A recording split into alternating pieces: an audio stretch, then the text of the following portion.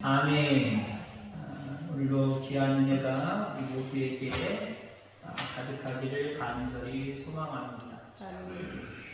물어보나 마나한 질문, 피곤하시죠? 오늘도 여러분들 얼굴에 피곤이라고 하는 글자가 쓰여 있는 분이 대부분입니다.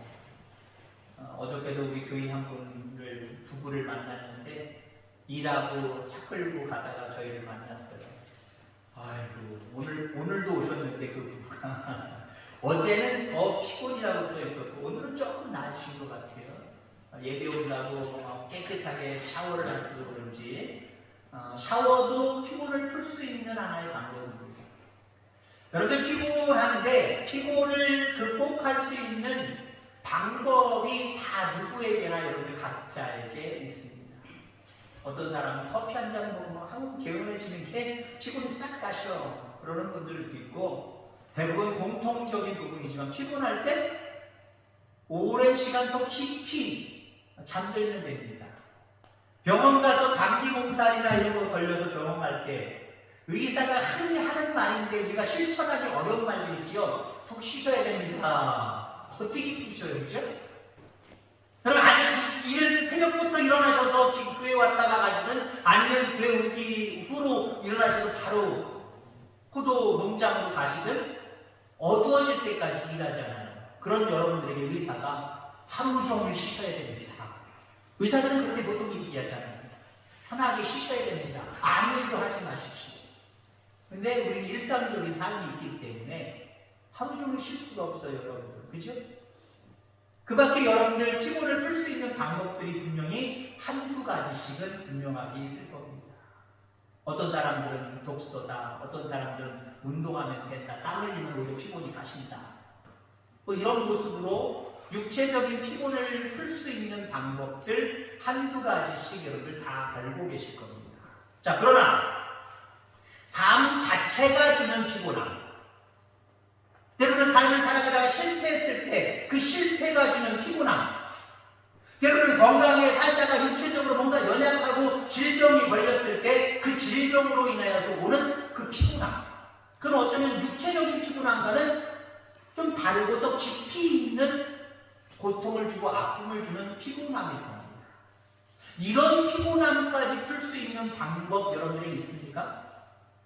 물론 육체적인 피곤을 풀 수 있는 방법 한두 가지씩 다 알고 있는 것처럼 때로는 정신적이고 영적인 피곤함을 잊을 수 있는 나름대로의 방법 여러분들에게 분명히 있을 거예요.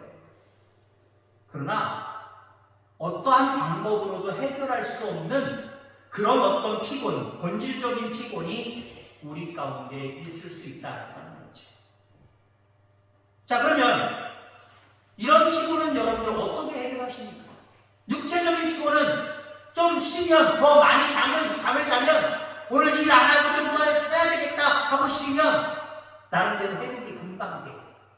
근데 앞서서 이야기한 것처럼 본질적인 피곤, 실패가지고 질병이 가져다주는 저 깊숙한 곳에서부터 생겨버리는 그 피곤, 우리 힘으로는 도저히 풀 수가 없어요. 근데 하나님은 우리에게 그 피곤마저도, 육체적인 피곤을 포함해서 그 피곤마저도 다 해결할 수 있는 방법이 있다라고 오늘 본문에 우리에게 말씀해 주십니다. 주를 앙망해라 라고 말씀하십니다. 29절 31절 피곤한 자에게는 능력을 주시며 무능한 자에게는 힘을 더하시나니 오직 여호와를 앙망하는 자는 새 힘을 얻으리니. 아멘. 누구든지 소년이라도 장정이라도 다 피곤하고 쓰러질 수밖에 없다는 거예요. 그런데 여호와를 앙망하는 자는 뭐가 생겨요? 새 힘이 생긴대요. 새 힘이 생긴다는 건 뭐예요? 이미 육체적이든 정신적이든 영적이든 그 피곤을 짓밟고 일어선다는 거예요. 오늘 우리에게 육체적인 것 그리고 본질적인 모든 피곤이 여호와 하나님 때문에 깨끗하게 해결되고 새 힘이 돋는 귀한 은혜가 저와 여러분들 가운데 있게 되기를 주의 이름으로 축원합니다. 앙망해야 된다. 앙망이 뭘까요? 앙망. 악망이라는 히브리어 단어는 비틀어서 하나로 묶는다. 흔히 여러분들 전선 한번 생각해 보세요. 전선들 한 가닥이 아니라 여러 가닥으로 비비 꼬여 있지요. 더 비비 꼬면은 물론 끊어지기도 합니다만은 끊어지지 않고 더 비비 꼬면은요 그 결속력이 대단합니다. 바로 이 악망이라고 하는 단어는 바로 그런 의미가 있어요. 여러 가지 물건을 하나로 모으려고 비틀어서 함께 묶는다라고 하는 그런 의미가 있다는 거죠. 우리가 흔히 지금도 사용합니다만은 옛날 그리스도인들, 좀 더 오래된 그리스도인들은 이런 단어 상당히 많이 썼지요. 우리 간절히 찬양합시다.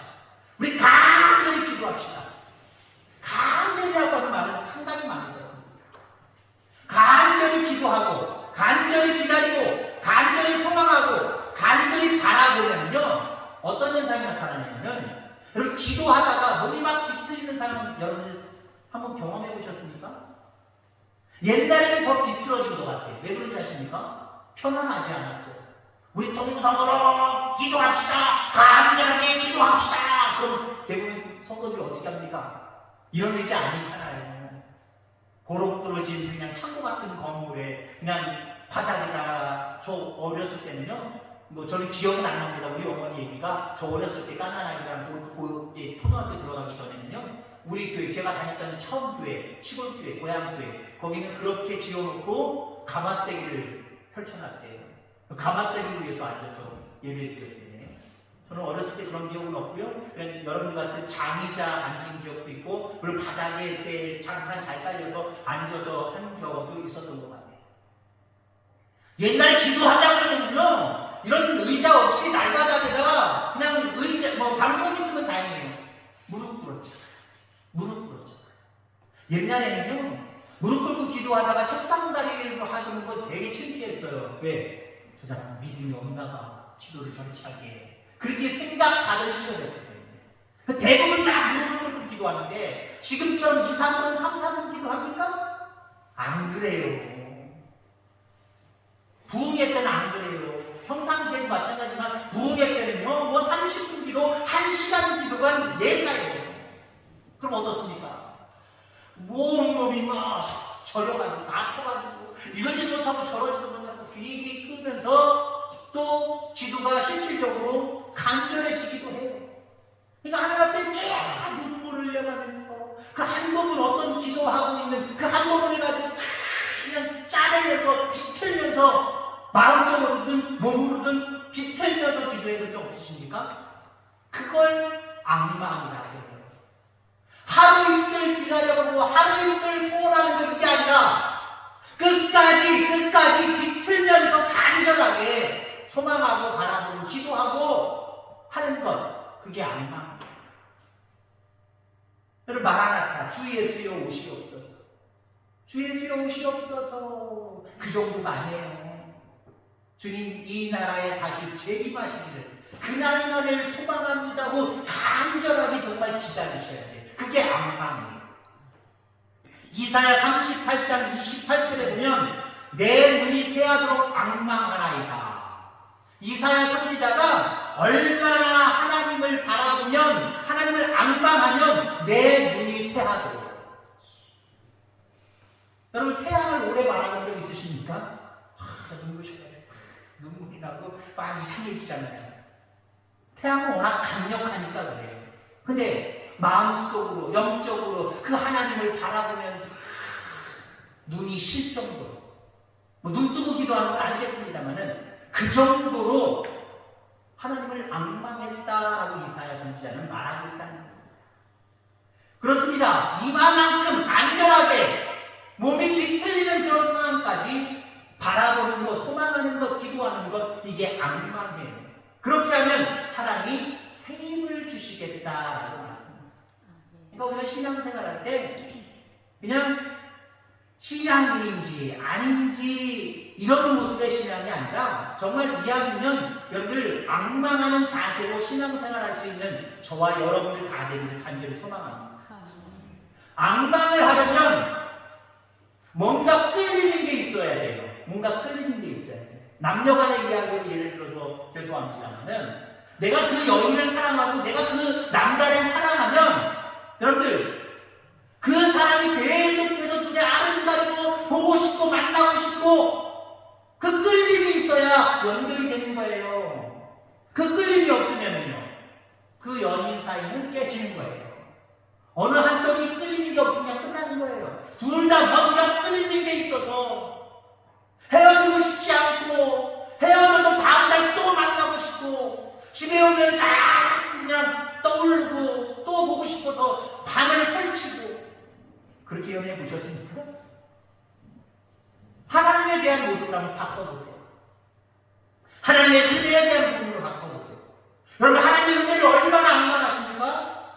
주면 좋고 안 주시면 말고 응답해 주시면 좋고 안 응답해도 별 문제 없고 그건 악망이 아니에요.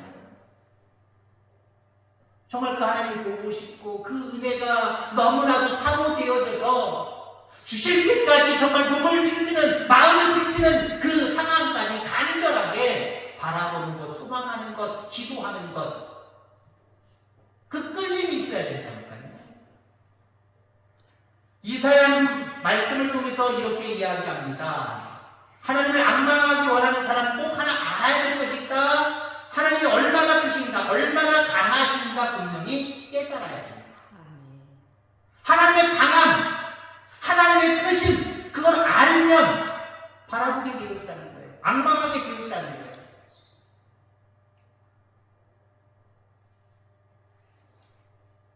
여러분 손흥민이라는 유럽에서 하는 우리 국가대표 축구 선수가 있어요. 지금 여기저기서 돈만 줄 테니까 오라고. 영국뿐만 아니라 그 유럽 나아가서 중동 이런 데서도 지금도 돈 많이 준다고 계속 자기 팀으로 자기 나라로 오려는 거예요. 지금 손흥민 선수는 중요한 갈림길에 있습니다.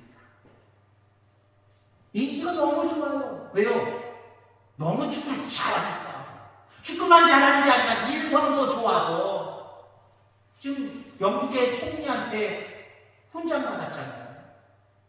무료 급식소를 40개 이상 알게 모르게 은밀하게 도와주고 있고 그 밖에도 많은 사람들에게 몇십억을 그냥 막 남 모르게 오른손이 아니면 왼손 모르게 하고 축구 실력뿐만 아니라 모든 실력들이 너무 좋고 인성도 좋고 그러다 보니까 많은 사람들이 우리 좀 와라 우리 팀에 왔으면 우리가 1등 할 텐데 자꾸 오는 거예요. 여러분들 우리 하나님이 그만큼 어마어마하게 위대하시고 크시다는 것을 우리가 인정하게 되면 그 하나님이 내게 오시옵소서 그 은혜를 내게 주시옵소서 악망하게 되어 있다는 거예요. 끌리게 되어 있다는 거예요. 근데요 하나님도 뭐예요? 믿긴 믿지만 난 하나님이 어떻게 계신지도 모르겠고 그분이 얼마나 크신지도 모르겠고 그분의 능력이 얼마나 어마어마한지 난 잘 모르겠고 그냥 옛날부터 다니던 풍월대로 나는 다니고 있는 거지 뭐. 그런 분들이 하나님의 은혜, 하나님이 주실 것들 간절히 악망하며 바라보겠습니까? 안 바라봐요. 오히려 세상적인 모습으로 어떻게 할까? 누가 날 도와주진 않을까? 누가 어떤 사람이 있을까? 어떤 방법이 있을까? 세상을 자꾸 바라보게 됩니다. 하나님이 얼마나 크신지, 하나님이 얼마나 위대하신지 그것을 깨달으면요, 그걸 깨달으면 그분을 악망할 수밖에 없다는 거예요. 너무나도 잘하시는 분이에요. 우리 인생을 너무나도 잘하시고 우리 인생 가운데 나에게 임재하셔서 함께 하시면 모든 것들이 피곤뿐만 아니라 모든 것들이 해결되기 때문에 그분을 악망할 수밖에 없는 거예요. 그럼 그분을 악망할 정도로 끌려야 되는데 어떻게 끌릴 거예요? 하나님의 말씀에 날마다 붙어서 그 말씀을 주야로 묵상하며 경건에 힘쓰시길 바랍니다. 믿음이 자라는 만큼 하나님이 얼마나 강하신가 얼마나 크신가를 알아가는 것과 똑같은 거예요. 믿음이 커간다는 건 뭐예요? 하나님에 대해서 더 그만큼 알게 된다는 거예요. 야 하나님 보통 분이 아니구나. 이 대단한 분이구나. 이분 없으면 안 되겠구나. 그게 믿음입니다. 그 믿음으로 하나님을 악망하면 그분은 우리에게 새 힘을 주신다 분명하게 말씀해 주고 있습니다. 자, 오늘 이사야는 하나님이 얼마나 크신지 얼마나 강하신지를 두 가지를 들어서 우리에게 말씀해 주고 있습니다. 우선은 저 하늘을 창조하신 이를 보라 라고 말하고 있습니다. 26절 너희는 눈을 들어 누가 이 모든 것을 창조하였나 보라. 우주만물을 바라볼 때 이 엄청난 걸 누가 만드셨을까? 하나님이 말씀 한마디로 만드셨다는 거예요. 천지를 창조하신 크신 하나님, 능력의 하나님, 그분이 만드셨다는 거예요. 만드셨을 뿐만 아니라 지금도 빈틈없이 이 우주만물을 운행해 가신다라고 하는 거예요. 한 집안의 가장으로 한 가정을 이끌어 간다는 거 쉬워요, 어려워요? 가장이 겪고 있는 어려운 문제들, 참 어려운 문제들, 지금까지도 어려운 문제. 내가 지금 잘하고 있는 건지 없는 건지 자신할 수도 없고요. 늘 부족함만 느끼면서 아유 내가 좀 더 잘했으면 좋았을 텐데. 또 한 가정의 살림을 도맡은 아내로서 그 일이 얼마나 소중하고 중요합니까? 자신할 수는 없잖아요. 내가 잘했는지 못했는지 늘 후회만 남잖아요. 우리 하나님은요 겨우 요만큼의 모습이 아니라 이 우주 만물을 창조하시고 운행해 가시고 있다니까요. 그걸 우리가 확신하고 믿을 때에 그 능력의 하나님을 앙망할 수밖에 없어요. 바라보고 의지하고 쳐다보고 기도할 수밖에 없어요. 이 우주 만물을 바라볼 때에 이 모든 것들을 창조하시고 운행해 가시는 그 하나님의 크심을 알아차릴 수 있는 저와 여러분들 다 되시기를 주의 이름으로 축원합니다. 오늘 본문은 아니지만 15절 말씀부터 보면요. 보라 그에게는 열방의 통에 한 방울 물과 같고 저울의 작은 티끌 같으며 섬들은 떠오르는 먼지 같으니 레바논은 땔감에도 부족하겠고 그 짐승들은 번제에도 부족할 것이라. 그의 앞에는 모든 열방이 아무것도 아니라 그는 그들을 없는 것 같이 빈 것 같이 여기십니다. 이 말은 한마디로 우리는 물방울 같고 티끌 같다라고 하는 거예요. 우리는 아무것도 아니라는 거예요. 여러분 신앙생활은 누가 하는지 아십니까? 나는 아무것도 아닙니다. 부족합니다. 연약합니다. 죄인입니다. 그런 사람들이 신앙생활 잘하는 사람들이에요. 바리새인처럼 나는 대단한 사람입니다. 나는 못하는 저런 사람들, 어설픈 저런 사람들, 연약한 저런 사람들 같지 않게 나는 모든 것도 나 혼자 할 수 있습니다. 그런 사람들은 신앙생활 못하는 사람들이에요.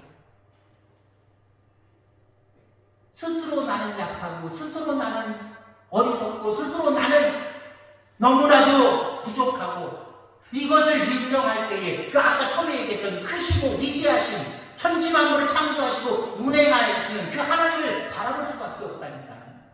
그 크신 하나님을 알아보고 너무나도 빈약하고 작은 나를 바라볼 때에 우리는 앙망하는 삶을 살아갈 수밖에 없어요.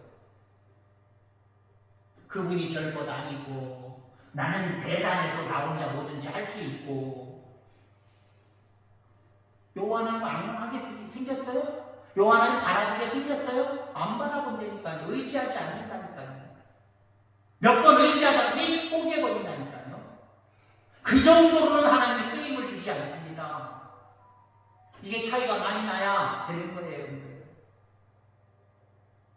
그래서 세상에 많은 사람들이 또 부정적인 모습이지만 강한 사람에겐 약하고 약한 사람에겐 강하잖아요. 우리 인간이 대부분이. 나보다 못 살거나 나보다 학력이 낮거나 그러면 괜히 깔보는 뭔가 우리 사람에게는 그 나쁜 습성들이 있어요. 근데 나보다 공부를 많이 했거나 나보다 잘 살거나 어떤 권력을 높게 가지고 있으면 괜히 그 앞에 가면 싱긋싱거리고 뭔가 도와달라고 해야 될 것 같고 저 사람이 뭔가 날 살려주면 좋겠고 그런 어떤 기구람이 우리 인간에게는 있습니다. 육적으로는 그런 부분들이 좀 사라졌으면 좋겠어요. 나보다 못 배워도 나보다 권력이 없어도 나보다 가난해도 그 영혼들 나랑 똑같이 동등되게 여겨야 되고 불쌍히 여겨야 되고 아무리 나보다 권세 있는 사람이라고 할지라도 나도 하나님 안에서는 존귀한 자다 라고 하는 모습을 그들과 똑같이 그냥 보세요. 똑같은 선상에 보세요. 이 사람들은 낮게 보고 저 사람들은 강하게 보고 위대하게 봐서 약한 자에게는 아무렇게나 행하고 강한 자에게는 굽신굽신거리고 이런 육신적인 부분들은 버려야겠지만 요거를 하나님과 나와의 관계로 한번 생각해보세요. 우리 하나님은 권세와 능력은 너무나도 크시고 없는 것 없이 하늘 보좌에 너무나도 가득하게 귀한 것들 정말 가득하게 갖고 계신 분이고, 나는 그 하나님에 비하면 아무것도 아니고 부족하고 연약하고 지렁이 같고 벌레 같은 존재입니다.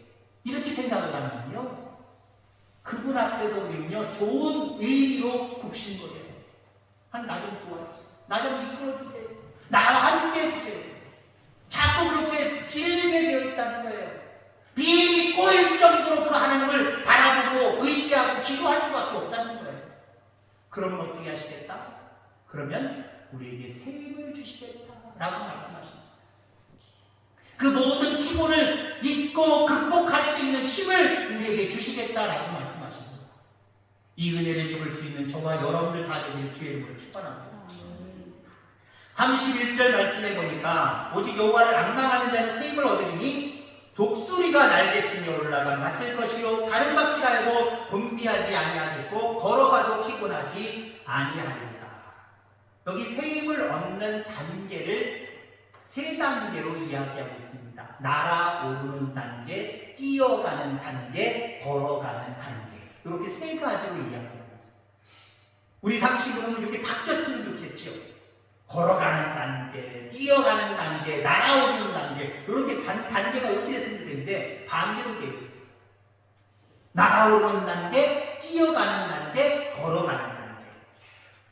이거는 신앙의 성장을 의미하는 겁니다. 날아오르는 단계, 여러분 처음 예수님을 영접했을 때 구원을 얻게 되고 하나님의 나라의 영광을 알게 되면 마음의 감동이 밀려오기 시작합니다. 뭔가 나는 느낌을 가진 거예요. 새 사람이 된 것 같은, 완전히 신분이 변화되어서 하나님의 사람이 된 그 새 사람이 된 것 같은 날개치는 모습으로 여러분들 그 감동이 밀려오게 될 줄 분명히 믿습니다. 달리는 단계는 어떤 단계냐? 하나님의 말씀을 통해서 그의 뜻이 무엇인지 분별하게 되므로 신앙이 점점 자라는 단계. 이 단계를 뛰는 단계다라고 볼 수 있고요. 마지막에 걸어가는 단계가 나옵니다. 걸어가는 단계는 영적 성숙의 자리에 들어선 거예요. 예수님을 조금씩 닮아가는 거예요. 계속해서 그 예수님을 쫓아가는 삶을 의미하는 거예요. 여러분, 우리의 신앙에서 가장 중요한 것은요, 꾸준히 계속해서 걸어가는 거예요. 이미 여러분들은 나는 단계는 거쳐오셨잖아요. 그죠? 과거에 내가 예수님을 구주로 영접하고 하나님의 자녀가 되는 나는 순간 그 기쁨을 여러분들이 다 가지고 계셨고, 어느 정도 신앙생활하면서 나름대로 신앙의 성숙을 이루어서 그 직분도 하나님이 허락해 주신 줄 분명히 있습니다. 이제 여러분들에게 남은 건 뭐예요? 끝까지 걸어가는 거예요. 끝이 어디 있어요? 끝이면 우리가 정해놓는 게 아니에요. 주님 부르시는 그 순간까지 걸어가는 거예요. 그렇습니다. 끝까지 걸어가는 자들에게는 하나님이 새 힘을 주신다, 이렇게 말씀하고 있다라고 하는 겁니다. 주를 앙망할 수 있는 저와 여러분들 되기를 간절히 소망합니다. 육체적으로 피곤하고 질병으로 인해서 피곤이 몰려오고 본질적인 피곤이 몰려오고 실패를 통하여서 피곤이 몰려올 때 이 모든 것들을 해결해야 되잖아요. 그럼 피곤이 몰려올 때 때로는 어떤 경우가 있냐면 대부분의 많은 사람들이 내가 좀 쉬어야 되겠다. 쉬는데 뭐까지 쉬어버려요? 신앙생활도 쉬어버리는 것 같아요. 야, 피곤하니까 오늘은 교회 못 가겠다. 나 마음으로 너무 답답하고 나 큰 심령에 지금 피곤함을 느끼고 있어요. 나 한 달 동안 못 갈 것 같아. 오히려 이런 경우들이 있어요. 오히려 여러분들 육체적으로 피곤하든 마음 심리적으로 영적으로 피곤하든 오히려 그 모든 피곤함 속에서 새 힘을 얻는 방법은 무엇이다? 여호와를 앙망하는 것. 여호와를 앙망하는 첫 번째 단계는 주의 전에 나오는 거예요. 말씀의 자리에 나오는 거예요. 은혜의 자리, 예배의 자리에 나오는 거예요. 거기서부터 새 힘이 올라올 수 있는 첫 번째 단계를 밟게 된다라고 하는 거죠. 오늘 예배에 나오신 여러분들을 축복합니다.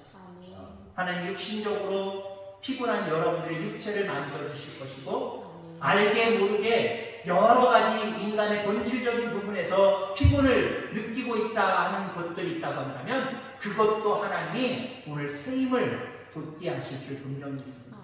날마다 새 힘을 얻어서 독수리 날개치며 올라가는 같이 여러분들도 올라가고 뛰어가고 걸어가는 놀라운 축복된 하나님의 사람들 다 되어지기를 주의 이름으로 축원합니다. 하나님 아버지 감사합니다.